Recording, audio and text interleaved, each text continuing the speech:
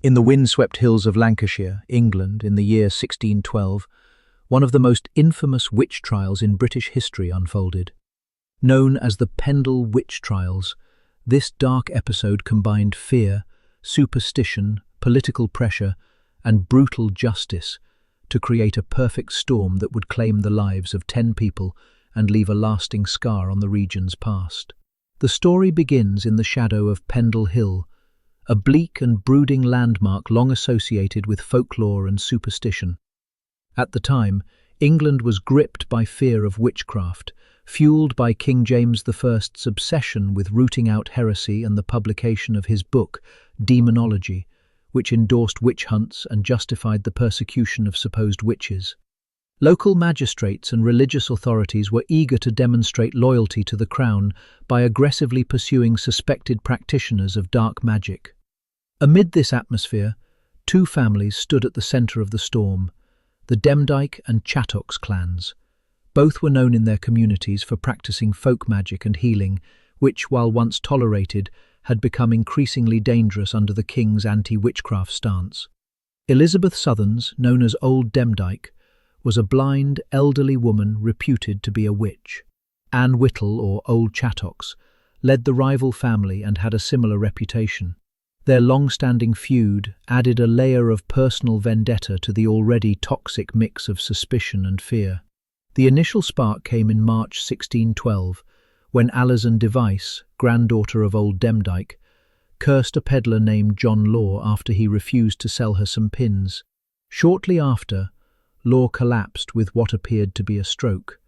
His son blamed Alison and reported her to the local magistrate, Roger Noel. Under questioning, Alison confessed to witchcraft, possibly under pressure or fear, and implicated others, including members of the Chattox family.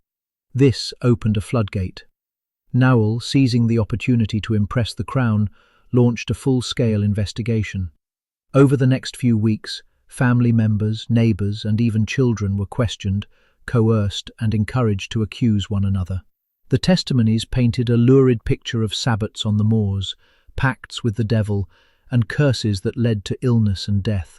Children, including 9-year-old Jennet Device, were used as key witnesses, their statements carrying devastating weight.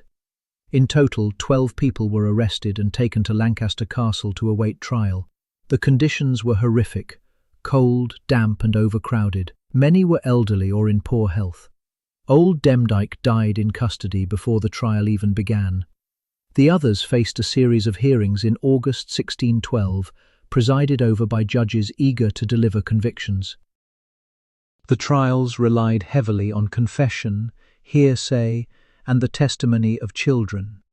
Jennet Device famously testified against her own mother Elizabeth and her siblings, describing in chilling detail supposed meetings with the devil and rituals meant to harm others. Whether Jennet truly believed her words or was manipulated by adults around her remains a subject of historical debate. The outcome was grim. 10 people were found guilty and sentenced to death. They were hanged at Gallows Hill near Lancaster Castle, their bodies buried in unmarked graves. The public spectacle of their execution served both as punishment and a warning, a display of the Crown's resolve to root out witchcraft and maintain order through fear. The Pendle Witch Trials were unique in several ways. Unlike many witch trials which focused on isolated individuals, this case involved entire families and communities. It also highlighted the dangerous power of personal grudges, religious paranoia, and the vulnerability of the poor and marginalized. Most of the accused were women, elderly, and known for being different or difficult. Their fate was sealed as much by who they were as by what they had supposedly done. Over time, the trials came to symbolize the worst excesses of witch hysteria in England.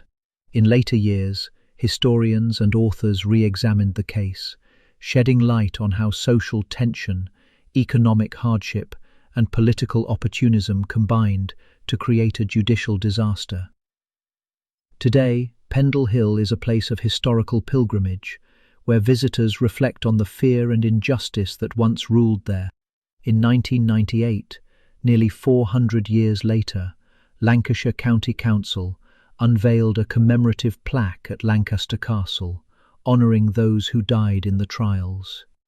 There have even been calls for posthumous pardons. While justice cannot be rewritten, remembrance offers a chance to confront the past and acknowledge the consequences of mass hysteria and state-sanctioned fear. The Pendle Witch Trials remain a haunting reminder of what happens when superstition overrides reason, and when society turns on its own in the name of righteousness. It is a story not only of death, but of how easily justice can be corrupted by fear. Thank you for watching and for joining me as we revisited one of history's darkest crimes. If you found this story interesting, don't forget to like, comment and subscribe. Turn on notifications so you never miss a journey into the shadows of the past. Until next time, stay curious, stay safe, and remember, the past is never really gone.